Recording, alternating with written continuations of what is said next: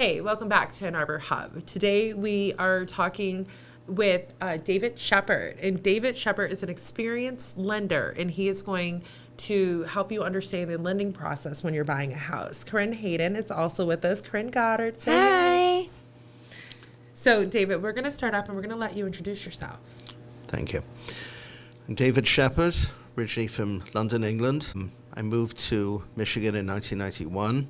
Been married since 1990. First part of my marriage, our marriage, was in New York, and then we moved here, and I still reside here in Michigan.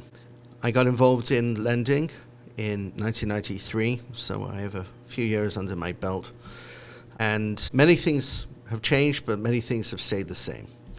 That's how I would describe it. Basically, if I do all forms of lending, conventional FHA, VA, USDA, commercial lending. I'm involved in just about everything when it comes to lending. So I have a couple of questions for you. Please. You said some things that some of our listeners will be well aware of, but other listeners, they don't know what a USDA loan is. They actually don't know what an FHA or a VA loan is, because they're not in the industry. Sure. Yeah. Okay. So, good point. Good to put brakes on me. No problem. So, when it comes to lending, there are different requirements in regards to income and credit, and sometimes the type of property. So, in regards to conventional, as its name reflects, it's conventional, but it is a tight box, in the sense that even though there are guidelines that allow us to go, for example, to a lower credit score, I'm sure people are familiar with credit scores, not always is it possible to get an approval at that credit score. So, for example, let's say we're going to go to the bottom of the credit score bucket of 620, even though conventional says they can do it, when you run what's called findings, which is the famous Fannie Mae and Freddie Mac system, a lot of times you will get what's called a refer ineligible. It's just a technical name to say that loan cannot be sold to Fannie Mae or Freddie Mac, which is conventional. And Fannie and Freddie, that's they are the national. Right, the national industries that every lender follows, and they are the ones that, when we are selling the loans in the secondary market and they group these loans together, there are certain guidelines that they expect to, and credit criteria they expect to follow. So when lenders are packaging these loans together, sometimes in the billions, they expect the credit scores to be in a certain level. And that level, we initially make sure passes, and that the way we pass that test, if you want to call it that, is these findings that we submit to the national systems of called Fannie Mae and Freddie Mac. In other words, even though you'll have a lot of different banks and a lot of different lenders with different names, they're all selling to these two groups of lenders that are the national system that is traded on Wall Street. And there is what's called a secondary market where these loans are bought and sold daily. So that's what a lot of people don't understand. How you go to different stores and you buy different shirts. And lending is kind of the same way, right? There's different lending types and buckets and... Correct. Yeah, so correct. Okay, so I might get a USDA loan, which is from one company. And then I would get a FHA loan, which is from another store, and then a VA loan, which would be from another store. But conventional loans, now those can be different stores will have the same conventional loan, the same black shirt, right? Correct. Wait, I have to ask you one other question. Now, I'm trying to understand this. Now, there's also what they call a private mortgage, right? And that's when the bank and you have a relationship and you're just that cool and they go, we'll lend from our own money, which has nothing to do with Freddie and Fannie.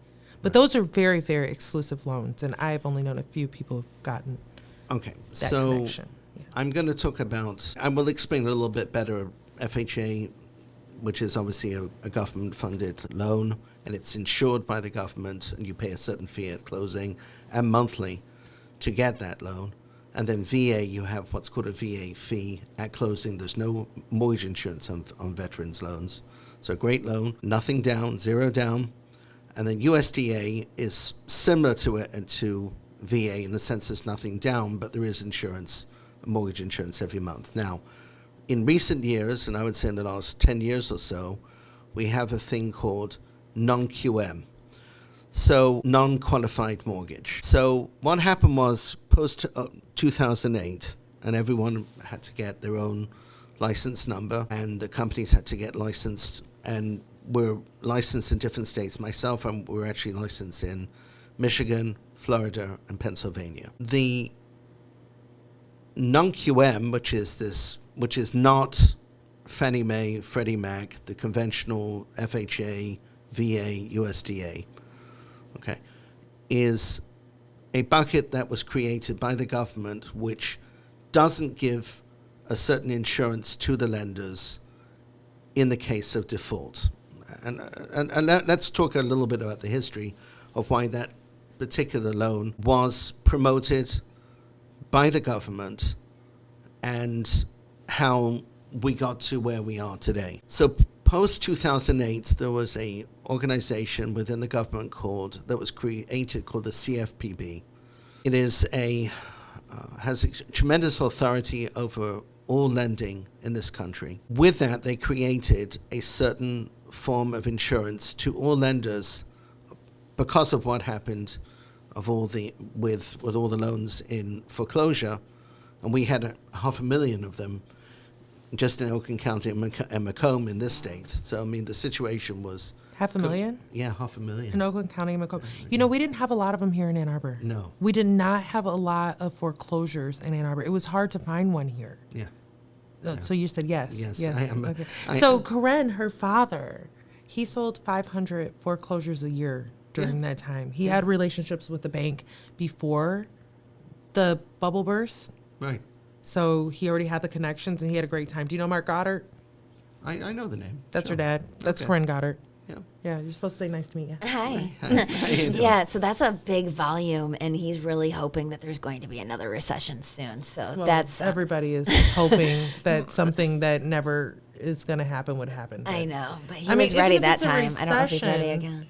If it's a recession, though, does that necessarily mean that the prices of properties drop? Well, I read today, and you probably read this too, David, today, that there's quite a significant amount of people that are probably go into foreclosure or stop paying for their mortgage because of the fires in California. Correct. So the percentage of people that are going into forbearance or whatever is increasing as we speak because of just global problems or national problems, I guess, in Right. California. So I'll give you some of the information that I know from my lenders because I'm directly with the lenders, so I get feedback. Where Wonderful. are you? Where Yeah. are you on foreclosures? So let me just back, briefly go back. explain about qualified mortgage and non-qualified mortgage. QM, non-QM. So QM, qualified mortgage, was a form of insurance that lenders got that just in case there were foreclosures, that as long as you followed certain guidelines of the ability to pay, which was obviously, disappeared in the subprime markets of 2002 to 2008. There was subprime before in the 1990s, but it was a different type of subprime. There were two main lenders, Conti Mortgage and the Money Store, and their requirements, just to show you how things evolve. At the beginning, they didn't worry about the credit score, but you had to put 20% down. So they already eliminated people who were having a credit score that were struggling. A good example of someone who would fit into that bucket would be, God forbid, someone went through a nasty divorce, a tragedy in medical situation where they were, and they're working hard, but they need to get them back on track. That was a loan that we placed them with. But as things evolved, and then we had 9/11 and certain things that caused a lot of disruption in the world, this caused a laxity to lending to the point where no income, no assets, pulse loans, I called them. If you're living, you can get a loan, Wow. and sometimes nothing down either. Wow. And everyone, by the way, participated in this. This is unlike where the advertising said it was just brokers. banks were participating in this. So to say it was just brokers' faults, everyone was participating. Listen, there was a lot of money in it. David, I'm going to pause because this is the question I get asked the most, and I always like to clarify this for people. So if you go to your bank, you go to the Bank of America, they have one program that they can show you. They're like, this is what we do. This is how we do our loan packages, right? That's right.